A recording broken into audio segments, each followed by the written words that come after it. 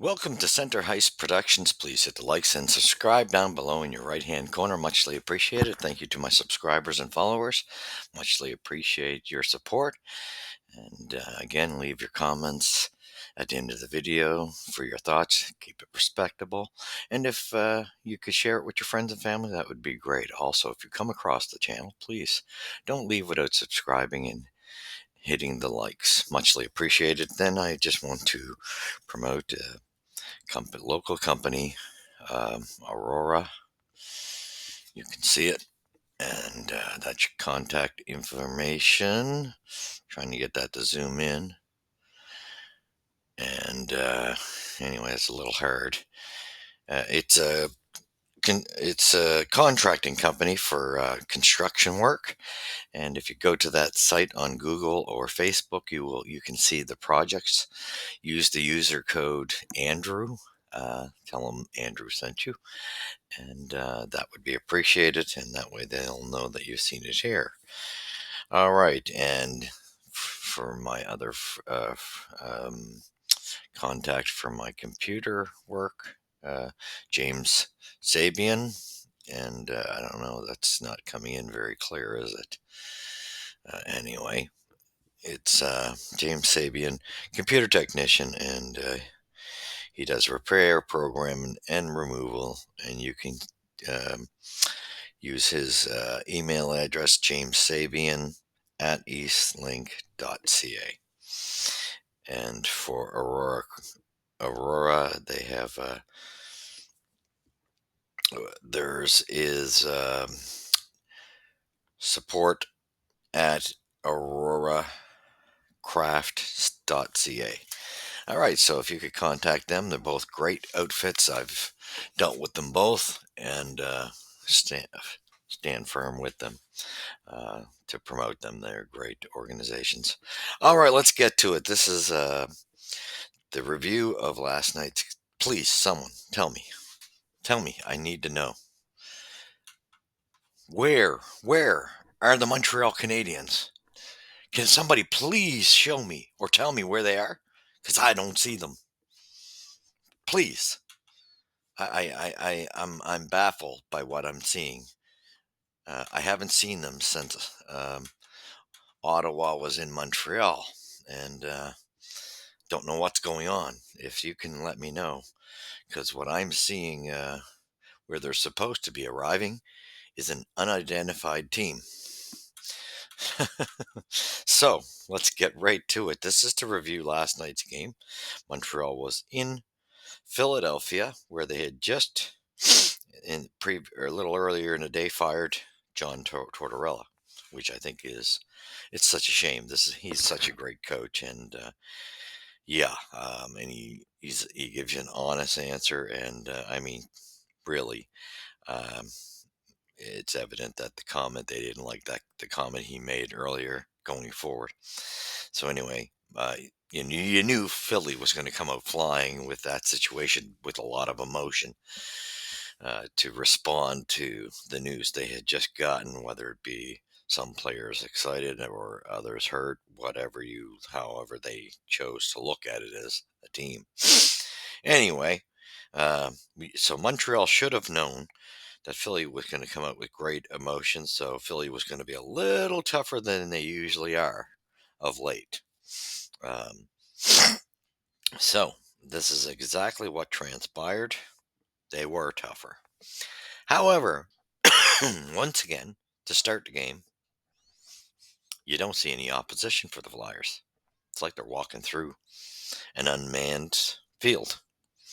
Just a joke for the performance. These early, um, the start-offs to hockey games. This group of players that are supposed to be the Montreal Canadiens. That's why I say, where have they gone? Because they're nowhere to be found. They come out of the gate like they're lounging, like they're on the beach. I have no idea what's going on with this team other than I believe they're out of gas. I think they played over their head all season. I've been saying this, and and I've said all along, I do not believe we'll capture that final wild card. Great that we're still sitting there, amazingly, and that's amazing. But I think after tonight's game when we go to Carolina, I don't think we'll be sitting in that spot. I really don't. I mean, how do you lose? The final score last night, 6-4 to the Flyers. One of the worst teams going right now and playing putrid hockey. And you can't up. You knew you had to up your game, and that was a must win for Montreal. If you can't beat the Flyers with the games you got coming up, you got a couple games against Florida, and you got Carolina tonight, and then Ottawa in the picture as well, and Toronto. Do you really think the schedule's that easy? I don't foresee Montreal making the playoffs. Sorry. It's been a great year, a great show, but I've said it once again, and they left the goaltender, and I said this would happen again, whether it doesn't matter who's in a net. I mean, I'll give you this. Dobish made some big saves last night, but I knew he'd be a little shaky because he's been sitting on the bench. I've said that clearly. But as the game went on, he held that team in, and they just hung him out to dry. Whether it be Mike Matheson making several mistakes, Savard and Jack, I didn't even look good as a pairing last night. Like I say, um Hudson had his moments too, where on one of the goals he didn't have his man covered, and they got scored on. So little bit of blame to go around for that whole defensive core, to tell you the truth. When you look at it, Hudson to me probably had one of the better games compared to um, the rest of the defense. Really, truthfully, not impressive whatsoever with what I seen on the ice for Montreal, if you want to call that their effort that. Um, it's just it's sad. It's really sad when you see the way they're playing. There's no urgency in their game whatsoever. You cannot make the playoffs that way. So we're going to get to the stats real quick. 3-1 in the first period for the Flyers. Could have been a lot more. Second period, no scoring.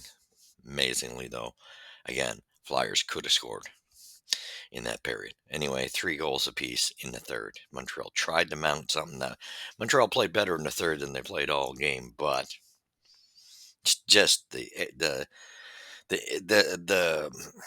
inconsistency defensively, just errors, not knowing when. And this goes on in a lot of their. They were trying to, the defense going to jump in to take chances, but pick your spots. And it seems like they've lost. They want to jump into the play so much that they're costing goals in their own end. A lot of odd man rushes. Spectacular save that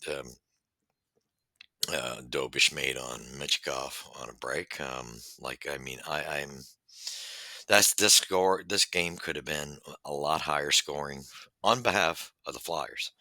Montreal just does not even look like an AHL team. It's pathetic. I'd love to know where they're at. This is a disgraceful, disgraceful. I'll say it again. I said it in St. Louis with St. Louis when we were in St. Louis, and this is even worse.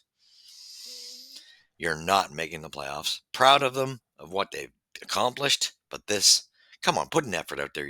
And Jake Evans, either Jake Evans is hurt, or ever since the signing of that contract, we're not getting the Jake Evans we got before that contract was signed.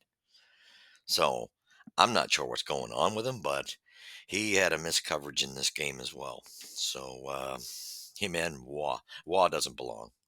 Let's make it. He's played better hockey, for a couple games, but let's make no mistake. He's not fitting the way he should fit cohesively. He looks good in Laval, but he doesn't look great in Montreal. So I don't know what's going on with him. So Urson gets the win. Final score 6-4 Philly. Dobish gets the loss. Couturier gets the winning goal. Okay, I'm not even going to read the write-up because Michkov was the story with 2 goals and assists, and he should have had a hat trick when he came down at the end with an open net and still managed to hit the post. That's just coming down on Jack Eye. So yeah, it was pretty. And Shaw was the new coach. He gets his first win. I'm not even going into the major write up on that because it's not worth the time. This okay. So the first star, no doubt, was Mitchkov. 2 goals, assist, +3. And he was pissed that he didn't score on his opportunity for the hat trick. Couturier, who always plays well against the Habs, well, he's starting to show his who he is. This is one of his better games. 2 goals, and 1 assist, +3. And Delorier gets a goal and a -1 for his rating. Scoring summary: 155 in the first period. Michkov, assisted by Konecki, yeah, Konecki, Travis Konecki, and Couturier get the assist. 7:55, Alex Newhook hits a beautiful goal with a beautiful outlet pass from Savard, and Lane Hudson had passed it to Savard. Savard outletted it and off to the horse races. Newhook went, nice goal. This Newhook's been playing better hockey than a lot of players on the team. However, and it's his high flying pace, so he's been doing well. He's improved in that area. Just want to see he still has no physicality when he gets to his when he's trying to do a forecheck. There's no physicality when he arrives at his destination point. That's what bothers me with his game. There's just no physicality. 10-13, Nicholas Delorier gets a sad looking goal when the first goal was Nicholas Waugh not covering the man in front of the net. Jack I wasn't behind the net. Truthfully, I would have liked to have seen Savard move out to the front, but he didn't. He also was in the back of the net, so they got back a little too late. Philly had beat them to the puck, but they were on their men. That meant Waugh ended up going in the center player men's position, so he assumed responsibility for the front of the net. And sure enough, there was somebody out in front of the net, pass out in front of the net, and there's that goal from Mitchkov. So, like I said, Newhook gets his goal, assisted by Savard and Hudson at 7:55. Then Delorier gets a goal, coverage wise. And this one was a similar type of thing, except this time it was Jake Evans who didn't take care of his responsibility and left his man uncovered and got caught watching the puck. And so Delorier gets an easy goal, assisted by Ole Lysell and Rodrigo Obols. And then 11:15, Sean Couturier scores with Mitchkov assist and Pelletier. Then we go into the second. So that's 3-1 going into the second period. No scoring in the second.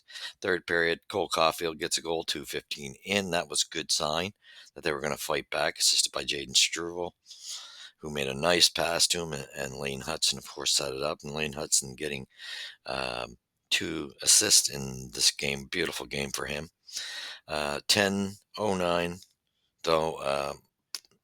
If we were mounting, we blew it. This was the end. This was the nail in the coffin.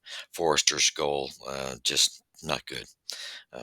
Nick Sealer and Bobby Brinks assisted it.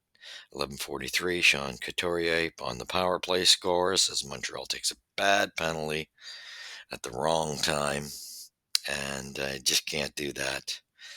And then 13:34, Christian Dvorak scores to still show life for Montreal, assisted by Anderson and Gallagher. And then Mitchkov gets one 13:52 seconds later, unassisted, and Patrick Laine gets one at 16:47, assisted by Nick Suzuki and Yuri Slavkovsky. Final shots 30 apiece. This was again not on the goalie. However, you could tell Dobish was rusty and started shaky. No doubt about it. I said that would happen. He's going to take him time. He's got to have ice time in order to get back into a groove. However, he impressed me that he held the fort. He stopped some big shots and held Montreal in for the longest time, but this team did not show up. They haven't shown up for about 4 games. They just have not been there. Not the way they need to be there. You can't be there for a period and not be there for 2 periods, but they're still, even when they're showing signs of a little bit of life, they're not. It's not the performance we were getting that we got up until Ottawa. And I say up until Ottawa, that was the last time I think we played a hard game, like played gave it our all. And then 20 to 16 in the hit department for Montreal. Faceoffs 30 to 29 for Philly. 0 for 2 on the power play because Montreal's trying to be too damn cute on the power play, and that's why the power play is not working anymore. And 1 for 4 for Philly, who couldn't get a power play goal for the life of them, but the doctor's orders for them play Montreal. And then penalties 10 to 6 minutes for Montreal. Giveaways 18 to 16 for Montreal. Are you surprised? Takeaways 6 to 3 for Montreal. Couldn't capitalize. Block shots 17 to 11 for Philly. Where was the block shots? And Savard looked so slow last night. Um, Again, just ridiculous. And like I say, uh, yeah, uh, Montreal gets a delay a game. They challenged a penalty, a goal against them, and why not at that point? But Josh Anderson at that point in the third period, he can't take the penalty. He took even Struble took one. They were putting us at risk. This was not a good game. There's nothing good to say about it. Nothing, nothing, nothing, nothing, nothing. From the looks of it, to me, I don't know what's wrong with Evans. I don't know what was wrong with Yoel Armia. Although I can pinpoint where I think there was a game. Um, I want to say was it against Ottawa or right after that Yoel Armia got hit pretty substantial. I think it was the Islanders actually, and he hasn't been the same since. And he actually missed a game if you remember. Right after that game that I'm talking about. I can't remember the exact game. I'll have to look that up. But so you can tell he's playing hurt. He's soft on the boards. He's usually don't come flying. He's doing a new hook, come in, flying in, and then there's no physicality. That's we don't need that. That's not going to win board battles. Um, Jake Evans, I don't know what the hell's wrong. He's got to be hurt, or it's a bad message he's sending that he gets his contract and this is how he's going to play. I don't know which it is. I sure hope. I'm giving him the benefit of the doubt and thinking he's hurt too because he's not playing well and he hasn't played well since he signed that contract. It's a damn shame. So you got Heineman, who seems to be the only guy on that line that's awake right now, and that was our go-to line. A lot of the time, that was a consistent line, and now that line is just struggling because those two uh, Evans and Armia are not up to snuff. Great to see that in that case, the Anderson, Gallagher, Dvorak line has been exceptional with effort. They've been kind of the line to get things going, the go-to line, because line two is hit miss. Here and there. Lane had a better game last night. Waugh needs to be sent down. I don't think Waugh is going to. He doesn't fit in anyway in Montreal on our team. He's just not grabbing his opportunities. He's upped his game, but he's making some big, glaring mistakes defensively. But so again, are a lot of the team right now making big mistakes. The first line's not doing what I think it should be doing. I think Slav is, if he thinks he's playing like the Kachucks right now, bad news. I don't care if you got an assist. I don't see the physicality on the boards that we were seeing when you create goals. I just don't see it, and I don't see enough aggressiveness. He doesn't even come close to the Kachucks at this moment. He had one or two games that he showed signs of the right type of play that way, like the Kachucks. But this is the problem. You can't teach it. It's either in you or it's not. And that's my concern. He's got to use that frame and he's got to keep his feet are moving better and he's playing better defensively, but keep the hands on the stick. And especially, he's got to use that frame he's got to use his body on the boards. He's got to start hitting and get his body in front of the net. Uh, like I say, Suzuki's been on point. He's been playing well. It's just that line's not doing enough. Although, again, when all the pressure's on you, it gets a little hard because line two is just not the 1-2 punch you need. It just isn't. And line three is doing what it can. as a support line, but line four is nowhere to be found as far as overall. You're just not getting. If you could get Evans and Armia to wake up again, that would be the line it was because Heineman's giving it all he's got. That's why I would actually, for me, I've said it all along. Now that we know that that line's not working anymore because of whatever's happened to Evans and Armia, there is no reason why not to put Heineman on that second line. And then whoever you're going to get to take Roy's place, you put him on the fourth. That's the bottom dollar. I don't know what's going like. There's times in this game at the 3-1 point or even 4-1 point. Well, do you not call a timeout? And Marty St. Louis seems to be so afraid to call timeouts. I don't get this. Uh, not going to get it. Um, again, our defensive play, and that means the forwards as well. They're playing with the puck in this back and forth instead of you're going one direction with the puck behind the net and then you decide to pass it backwards. This is not working for Montreal. They're getting caught in their own end because of this little game. Get it the hell up the boards and out. I don't care if you ice it. Get it to safety because you're crucifying us in our own end. I don't know where this damn team is, but sorry, this was it. Now you got 11 games left. I guarantee you tonight's game against Carolina, we will be pushed out of that final wild card spot, and we probably will not see it again. It was a great effort. Commend the Canadians, uh, but too many ups and downs, and just the inconsistency of you know great when they're on a roll and they put everything in it, but they run out of gas and they just don't seem to know how to gear up again. So that's going to have to be taught. And boy, you better get a second line center because it's going to be a waste of Demidov if you don't have someone that can play with him. Because he'll just go to waste. That's what the problem Lane's having. He's not great on 5-on-5, but he played well last night. He played better than he usually does. That is.